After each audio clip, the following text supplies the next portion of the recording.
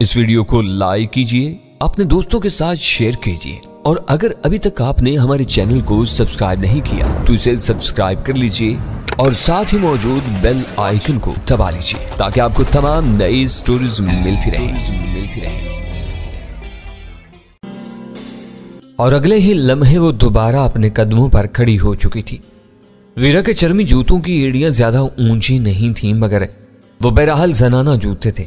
पहले ही बार में कृष्ण कुमार का पूरा चेहरा खून उगलती हुई लकीरों से दागदार हो गया था। वो खासे तवक्कुफ के बाद खामोशी से उठा ही था कि गजाला ने बढ़कर उसके घुटनों के पीछे पूरी कुव्वत से लात रसीद की। उसके घुटने दोहरे हो गए और पुष्ट के निचले हिस्से के बल अचानक फर्श पर आ रहा और फिर माही बेआब की तरह फर्श पर ही तड़पता रहा। उसके दोनों हाथ पुष्ट पर जमे हुए थे। उसके खून आलूद चेहरे पर नजर आने वाली कर्मनाक अलामतों से साफ जाहिर हो रहा था कि उसके लिए गजाला का वार ज्यादा खतरनाक साबित हुआ था। शायद उसकी रीढ़ की हड्डी के किसी मोहरे ने अपनी जगह छोड़ दी थी। खमाला की बुलंदियों से बाहिराए अरब की गहराइयों तक अखंड भारत बनेगा और वो दिन देखने के लिए हम जिंदा नहीं रहेंगे। वीरा ने सफेद नेवले की नकल उतारते हुए जहरीले लहजे में उसके कहे हुए अल्फाज दोहराए। चेहरों के आने जाने से कोई फर्क नहीं पड़ता। कृष्ण कुमार ने फर्श पर पहलू बदलते हुए अजियत ज़दा लहजे में जवाब दिया, तुम रहो या ना रहो, मैं रहूं या ना रहूं, वक्त और तारीख का बेरहम पहिया अपना सफर अपनी रफ्तार से जारी रखेगा। इसके रास्ते में आने वाले पैबंदे खाक होते चले जाएंगे। तो मेरी बात अपने जहनों में या कहीं और लिख कर रख लो। वो चंद लम्हों में बुरी तरह पिट चुका था। उसके औसान खता हो चुके थे, लेकिन अपने मिशन के बारे में उस गुर्गे बारां दीदा का जहन खतरनाक हद तक साफ था। वो इस हालत में भी अपने अज़ाइम के इजहार से बाज नहीं रह सका था। अव्वल खान के चेहरे के नकूश बिगड़ गए और वो गुर्राया, कुत्ते के बच्चे, करीन फार्म पर और फिर यहां भी तू अपनी जिंदगी की अमान चाह रहा था। हमारे हर सवाल का जवाब देने पर आमादा था। अब 4 आदमियों के सामने आंखें दिखा रहा है। कृष्ण कुमार ने अपने दोनों हाथों और कोहनियों का सहारा देकर अपनी पुश्त के मजरूब हिस्से को फर्श से कदरे ऊपर उठाया। फिर उसके खून में भीगे हुए होंठों पर एक कर्ब आलूद मगर तंजिया सी मुस्कुराहट फैल गई। उस वक्त तक मुझे अपनी किस्मत के बारे में थोड़ी सी खुशफहमी थी। अब मैं तुम सबको पहचान चुका हूं। तुम जिंदगी के तलबगार हो, हम मालूमात हासिल करना चाहते हैं। सुल्तान शाह ने उसकी बात दरमियान से काट दी। अपनी जुबान खोलकर तुम अपना मकसद हासिल कर सकते हो। तुम्हें हर तरह से अमान दी जाएगी।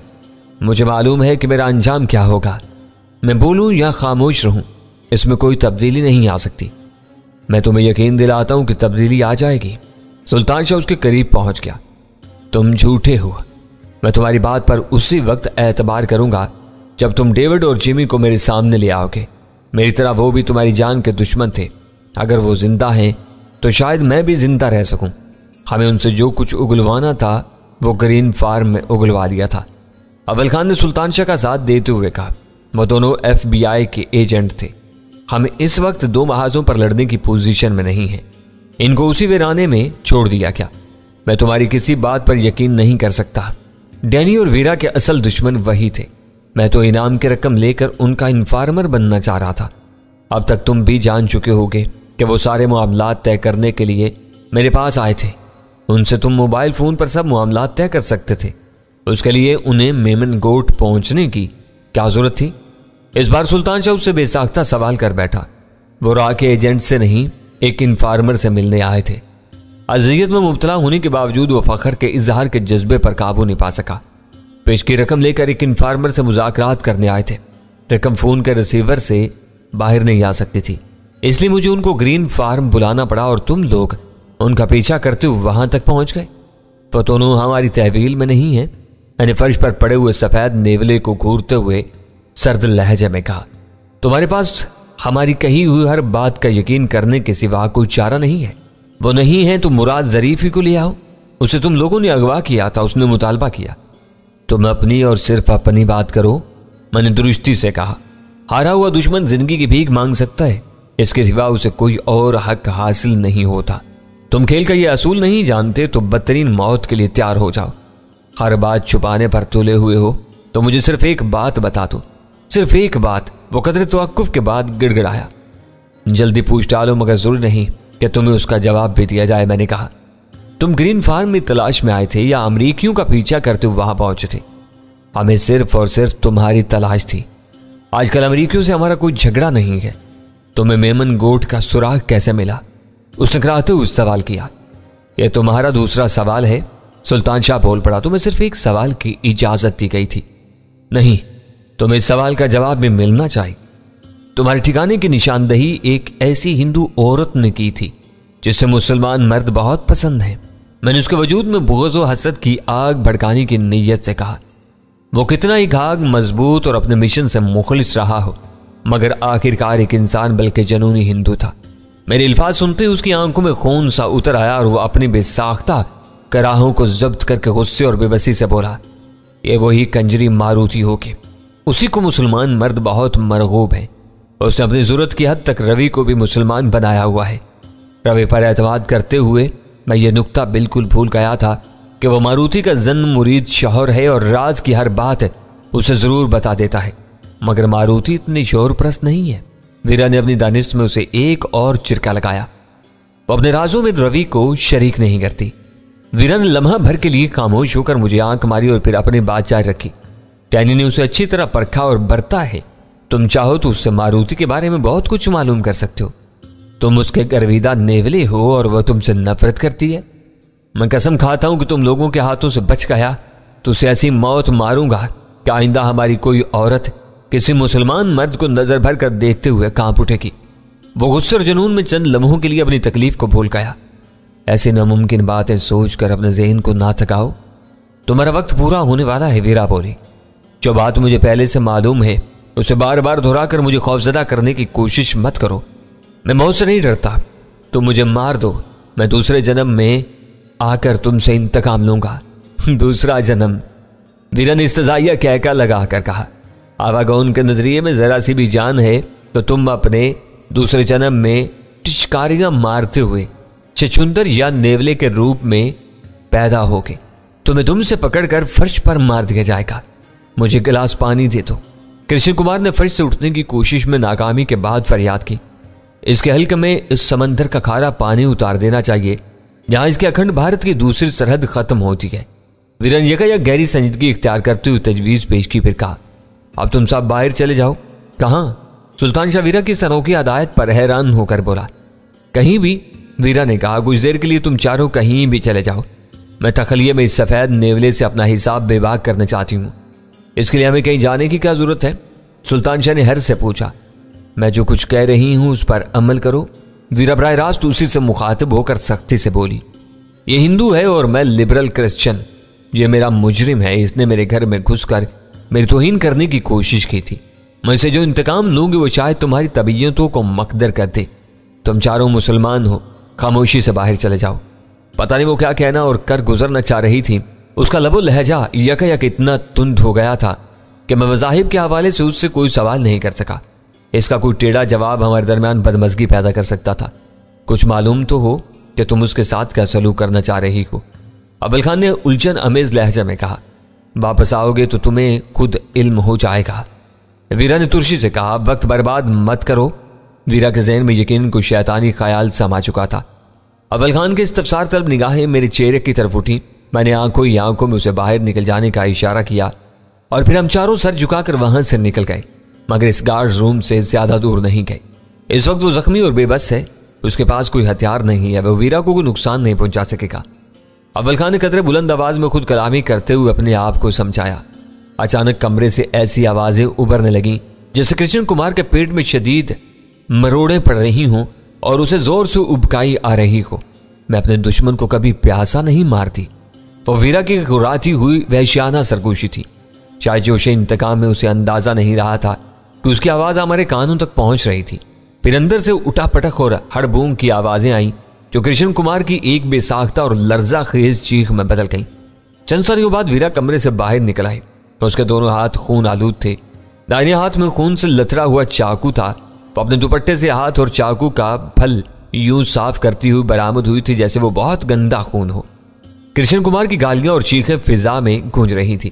फर्श पर उसके बदन के उछलने और गिरने की आवाजों से अंदाजा हो रहा था कि वीरा की दी हुई नई सजा ने उसे टूटी हुई कमर का दर्द भूल जाने पर मजबूर कर दिया था। अब वो तड़प तड़प कर थोड़ी देर में खुद ही ठंडा हो जाएगा। वीरा ने सर्द और सपाट आवाज में ऐलान किया। रात के घूर अंधेरे और गहरे सन्नाटे में दूर दूर तक गूंजती हुई इन चीखों में चंद मिनट बाद इन नकाहत गालिब आ गई।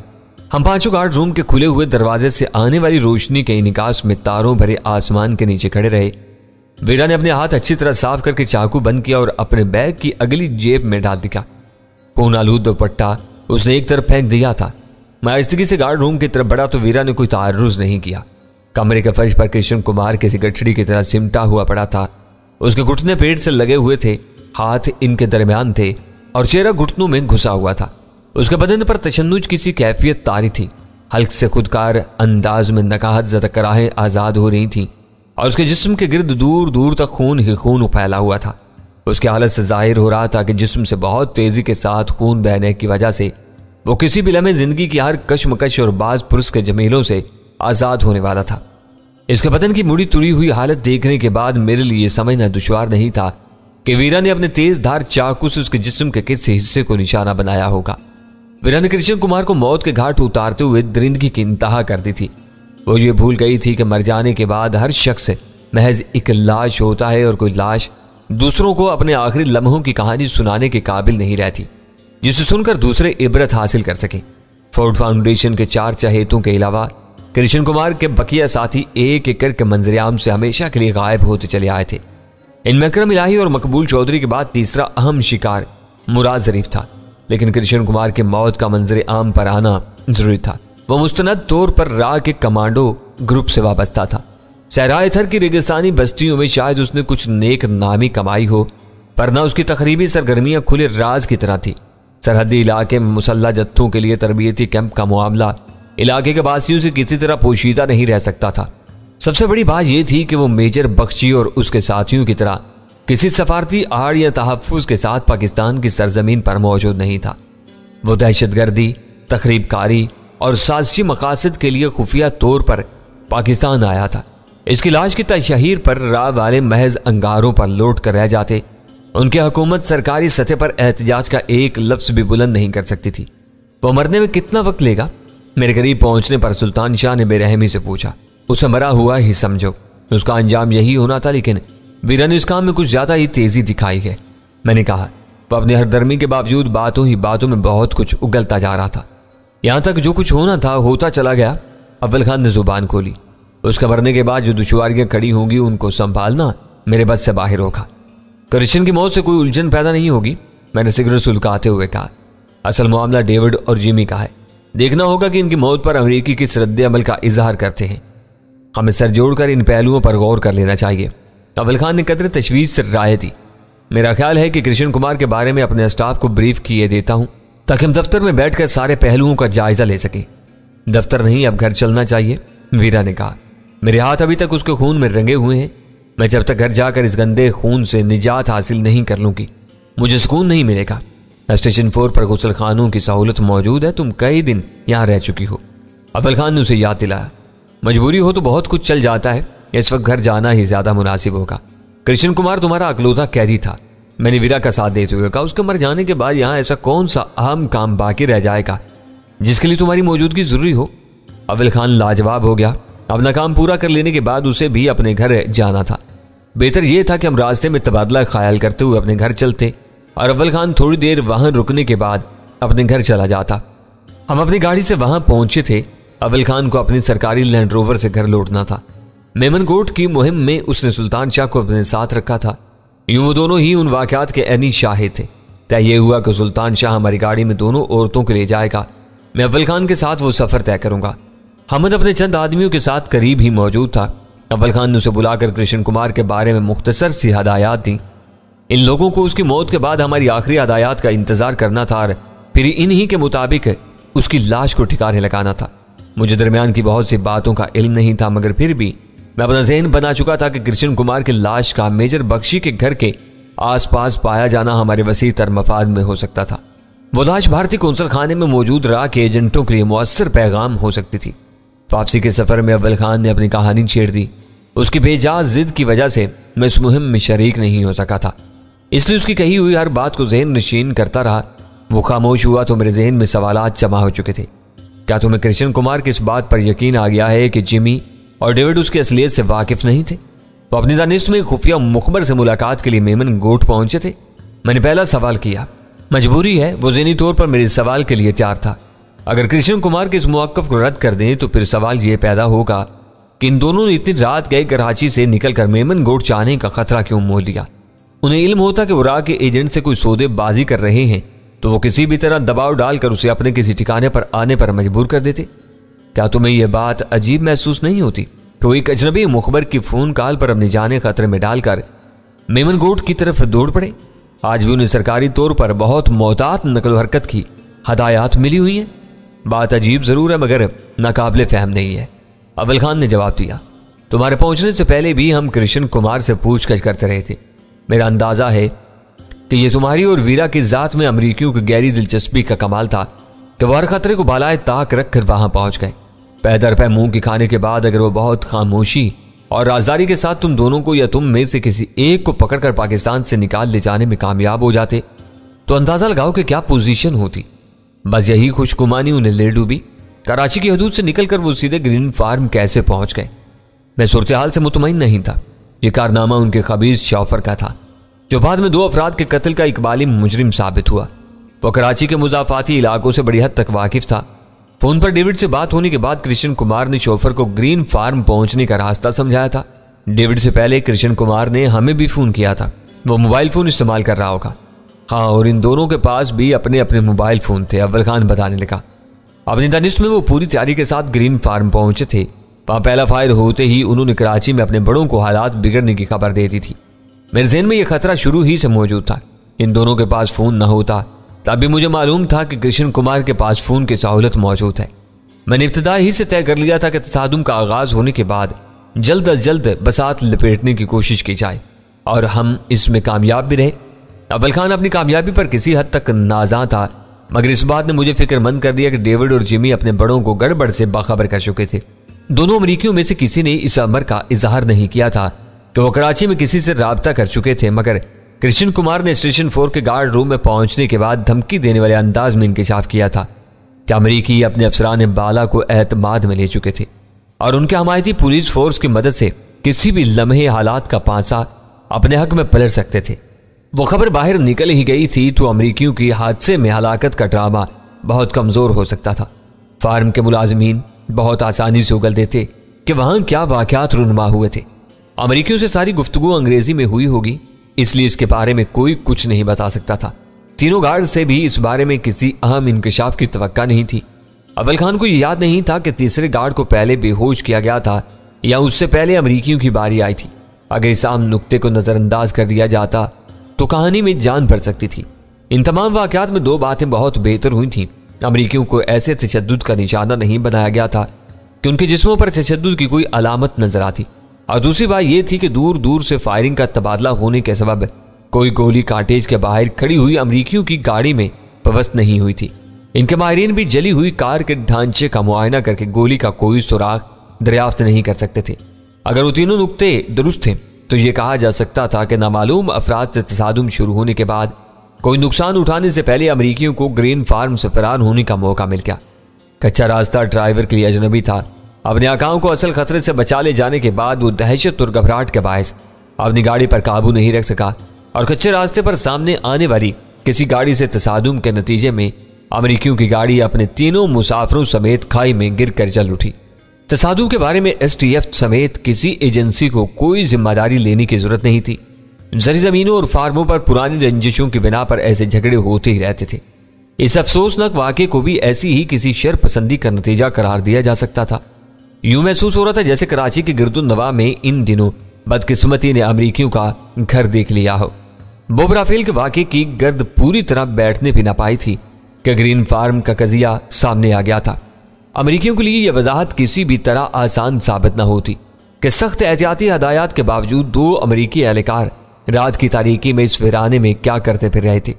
बोब राफेल खुश नसीब था कि कराची के एक भरे पूरे होटल में रंगे हाथों पकड़े जाने के बावजूद मुनासिब सजा से बच गया था और आला तरीन अमरीकी सतह से सदारती मुआजरत या मुदाखलत के बाद रिहा होकर अपने मुल्क वापस भेज दिया गया था, जबकि डेविड और जिमी को कोई छतरी मुयस्सर नहीं आ सकी थी। वो दोनों पकड़े गए और जरा सी देर में अपने कैफरे किरदार को पहुंचा दिए गए। पेश की इतला दिए बगैर ऐसे वीरानों में पुरस्रात सरगर्मियों के लिए भटकने वाले सफारती मुलाजमीन के तहफ्फुज के बारे में किसी भी पैमाने से मकामी हुकूमत को जिम्मेदार नहीं ठहराया जा सकता था। घर पहुंचने तक ग्रीन फार्म पर पेश आने वाले वाकयात के बारे में मेरा ज़हन बिल्कुल साफ हो चुका था। मुझसे तबादला ख्याल करने के बाद अव्वल खान खुद को हल्का और पुरएतमाद महसूस कर रहा था। ऐसी बातों के एतराफ में वो हमेशा सफराख दिल रहा था। दोनों गाड़ियां आगे पीछे घर पहुंची तो इल्म हुआ कि रास्ते में तबादला ख्याल के दौरान में वीरा और सुल्तान शाह के दरमियान बाकायदा झड़प का आगाज हो चुका था। गजाला की तमाम तर मुसालिहाना कोशिशों के बावजूद इन दोनों के मुंह फूले हुए थे। एक दूसरे से नाराज बल्कि बरहम नजर आने के बावजूद इन दोनों में से किसी ने अपने कमरे का रुख नहीं किया। हम पांचों ही ड्राइंग रूम में जा बैठे और अव्वल खान ने हस्बे मामूल फौरन चाय की फरमाइश कर दी। वीरा ने अपने हाथ इतने साफ कर लिए थे कि उसे हाथ धोने भी याद नहीं रहे थे। तुम्हें मालूम है कि सबको सिर्फ तुम्हारी बनाई हुई चाय पसंद आती है। वीरा ने मुस्कुराकर गजाला से कहा, यह फर्ज तुम ही को अंजाम देना होगा। गजाला कोई एतराज किए बगैर अपनी जगह से उठी और किचन की तरफ चलती।